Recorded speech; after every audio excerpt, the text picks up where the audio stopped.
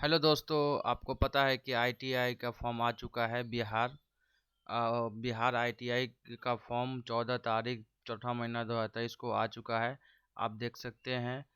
ये जो आप आईटीआई कैट के थ्रू जो एग्ज़ाम देते हैं वो आप किस तरह उसका फॉर्म फिलअप करेंगे, उसमें भरने का क्या स्टेप होगा, कौन कौन लोग भर सकते हैं, कौन लोग नहीं भर सकते हैं, पूरे स्टेप को आपको स्टेप बाय स्टेप बताने जा रहा हूँ। इसका टाइमिंग क्या रहेगा, कितने दिनों तक एग्ज़ाम लिया जाएगा, ये पूरा अभी आपको एक्सप्लेन करके बताऊंगा। यहाँ पे आप फर्स्ट स्टेप में देखिएगा। यहाँ बताया जा रहा है कि आपको कोई तरह का अगर जानकारी कॉलेज से रिलेटेड और कुछ भी जानकारी चाहिए तो आप विजिट ऑफिशियल वेबसाइट पर जाके विजिट कर सकते हैं और प्रोस्पेक्टर डाउनलोड करके चेक कर सकते हैं। ऊपर में मेंशन किया गया है जिसका वेबसाइट ये रहा।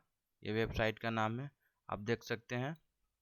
नेक्स्ट स्टेप में आपको मैं बताने जा रहा हूँ कि फॉर्म ऑनलाइन करने के लिए सबसे पहले क्या क्या आवश्यकता लगेगी आपको।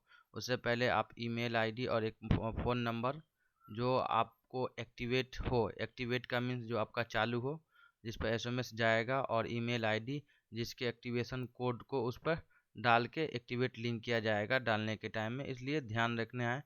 फॉर्म रजिस्ट्रेशन करने के टाइम ये दो चीज़ कंपलसरी है। नेक्स्ट स्टेप में क्या है कि आपका पर्सनल इन्फॉर्मेशन को डालना होता है। रजिस्ट्रेशन करने के बाद जो आप अकाउंट का साइन इन लगने के बाद पुनः आप साइन इन करेंगे, उसमें आपका पर्सनल इन्फॉर्मेशन डालना होगा। और उसके बाद नेक्स्ट में है कि आपको क्या है, फ़ोटो अपलोड और सिग्नेचर दोनों करना होगा। ध्यान रखने की बात है कि फ़ोटो जो आपका होना चाहिए वो उस फ़ोटो पर आपका तिथि अंकित हो। तिथि अंकित का मतलब है कि जैसे कि आप हालांकि रिसेंटली फ़ोटो ही डालिएगा। बहुत लोग क्या करते हैं, साल भर 6 मंथ का पहले का फ़ोटो डालते हैं, तो इस पर क्या होता है कि आपका फॉर्म रिजेक्ट कर दिया जाएगा। तो आपको ध्यान रखना है कि जो हम फ़ोटो खिंचवाएंगे तो फ़ोटो के ऊपर में जो जिस डेट का हम फ़ोटो खिंचवाएंगे उसको बोल देंगे कि तिथि डालने के बाद उसको अपलोड करेंगे। ये आपको ध्यान में रखना है। उसके बाद आपको फ़ोटो को अपलोड कर देना है और उसके बाद सेव एंड कंटिन्यू पर क्लिक कर देंगे। फिर नेक्स्ट स्टेप में हमको करना है educational information, that mean educational qualification. आपका जो भी एजुकेशनल क्वालिफ़िकेशन का सर्टिफिकेट होगा और जो हस्ताक्षर होगा, क्या करना है, उसको आपको स्कैन करना है। स्कैन करने के बाद अपलोड कर देना है। और एजुकेशनल इन्फॉर्मेशन को भी जो भी स्क्रीन पर दिया होगा उस स्क्रीन के अनुसार पे आपका जो भी मार्कशीट मांग रहा होगा उसके अनुसार आपको अपलोड करके सेव एंड कंटिन्यू पे करके अब आगे हम स्टेप पर बढ़ेंगे। अब उसमें क्या है कि हम तो इसमें पर्सनल इन्फॉर्मेशन डाल दिए हैं, अपलोड एंड फोटो सिग्नेचर डाल दिए हैं, एजुकेशनल इन्फॉर्मेशन डाल दिए। अब बस उसके बाद डालने के बाद हमको एक बार प्रीव्यू करना है जो आपका एप्लीकेशन होगा। ध्यान से उसमें सबको प्रीव्यू करके चेक कर लेंगे जो दिया हुआ इसके अनुसार। ये क्या है, रूल एंड कंडीशन है। इस रूल एंड कंडीशन के अकॉर्डिंग ही पूरा काम होगा। अगर इसमें जो चीज़ मेंशन है उसके हिसाब से ही आपको मिलेगा। बाकी जितने लोग जो बोलते हैं ये है वो सब फेक है, क्योंकि नोटिस जो होता है ऑफिशियल इन्फॉर्मेशन के अकॉर्डिंग ही काम होता है। तब हम यहाँ पर देखेंगे कि एप्लीकेशन को प्रीव्यू करने के चेक को बोल रहा है। अब हम क्या है, सबमिट एंड कंटिन्यू करेंगे। लेकिन ये ध्यान रखना चाहिए अगर कुछ हमारा मिस्टेक हो गया प्रीव्यू किए तो फिर एडिट वाले पर क्लिक करके बैक हो जाएंगे और फिर से उसमें जो एडिट करना होगा एडिट कर लेंगे। लेकिन यहाँ पर ध्यान रखने की ये भी बात है कि अगर एक बार आप सबमिट कर दिए तो सबमिट करने के बाद उसको आप चेंज नहीं कर सकते हैं आप उसको। लेकिन आप चेंज नहीं कर सकते, ऑप्शन दिया जाता है।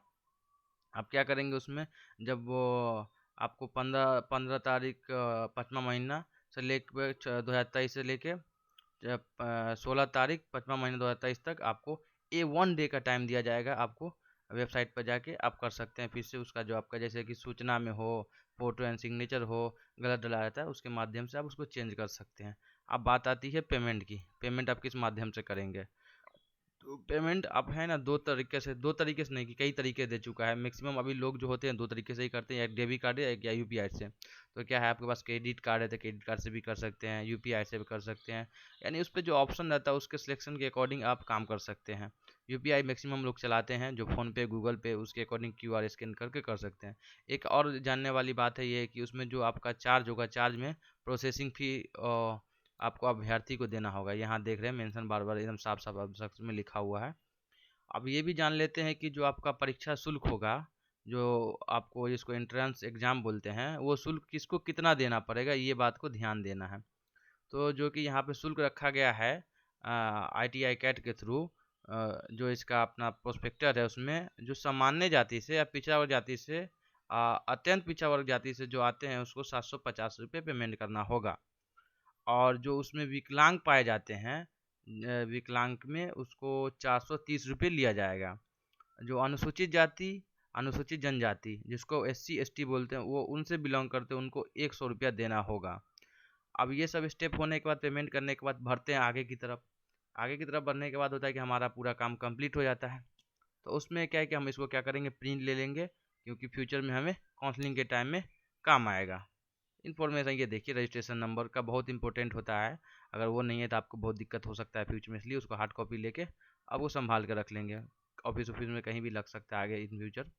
अब नेक्स्ट स्टेप में हम क्या करेंगे कि जो आपको अगर पेमेंट कर दिए और गलती कुछ एप्लीकेशन हो गया, तो उसमें अगर आप चाहते हैं कि नहीं हम पैसा पेमेंट करके नहीं दूसरा कर ले, रिटर्न ले ले, या अटक गया पैसा, तो आपको कोई गुंजाइश नहीं है कि आपको पैसा रिटर्न मिलने का।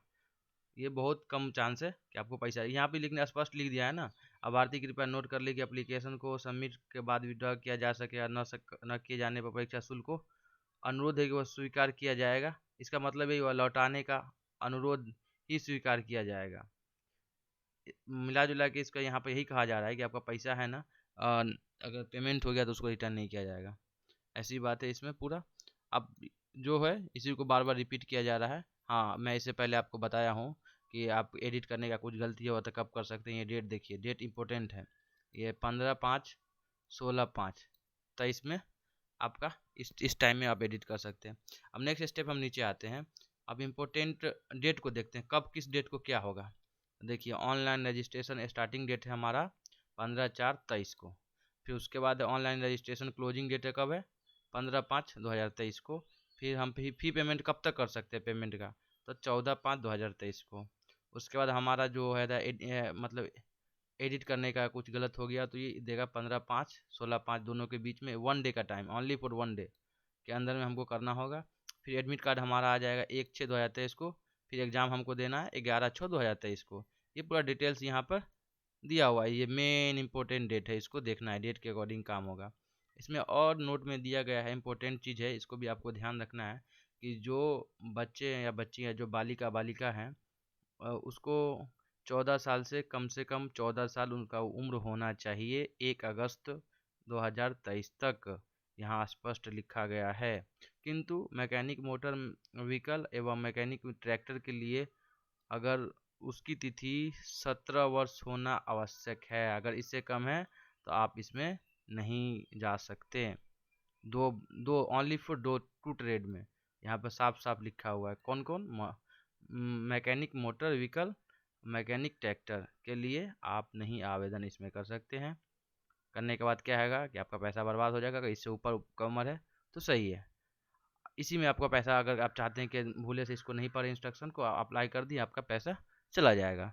नेक्स्ट स्टेप में हम इसमें ये बता चुका है नंबर 8 में कि आपको कोई तरह की जानकारी लेना हो तो आपको प्रोस्पेक्टर यानी विवरण पुस्तिका आप देख सकते हैं, कौन सा कॉलेज में कौन सा ट्रेड है, क्या है नहीं है, आप यहाँ देख सकते हैं। आपको साफ साफ हमने बता दिया। अगर कोई तरह की जानकारी और चाहिए आपको तो आप कमेंट करके पूछ सकते हैं। अगर मैंने कुछ इसमें अपडेट ना किया हो, अगर बाकी रहा हो गया हो तो आप पूछ सकते हैं। हालांकि मैंने आपको पूछने की ज़रूरत ना, मैं सब चीज़ को एक्सप्लेन कर दी है इसमें, आप आराम से काम कर सकते हैं।